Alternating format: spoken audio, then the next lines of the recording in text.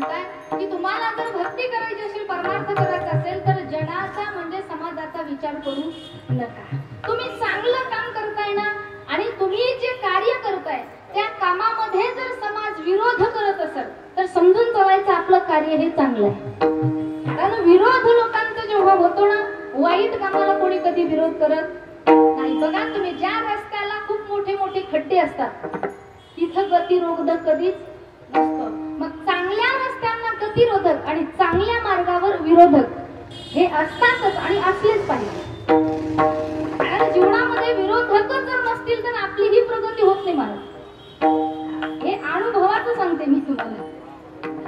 माझ्याही जीवनामध्ये जर कधी विरोधक भेटले नसते ना, मी सुद्धा इथं उभी राहिलीच नसते. खरं सांगते, इथं उभा राहून तरी खोटं बोलणार नाही, बाकीचं नाही सांगता येणार. विठायला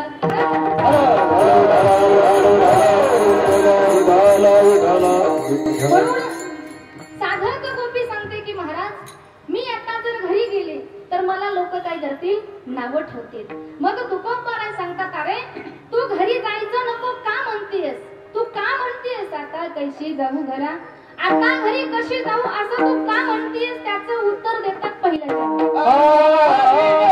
माझे हरिलेची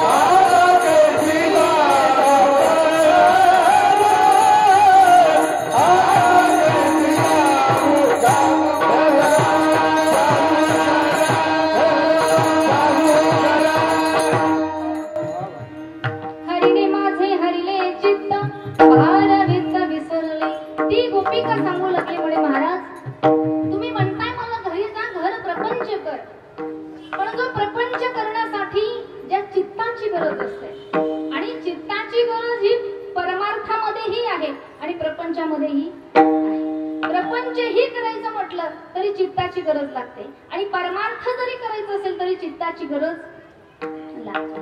आता उदाहरणार्थ आपण जेव्हा स्वयंपाक करतो घरी प्रपंचामध्ये जेव्हा आपण स्वयंपाक करतो तर चित्त देऊन जर स्वयंपाक केला तर ती भाजी छान होईल नाही का. जसं आजही फार सुंदर जेवण आमच्या काकूंच्याकडे झाले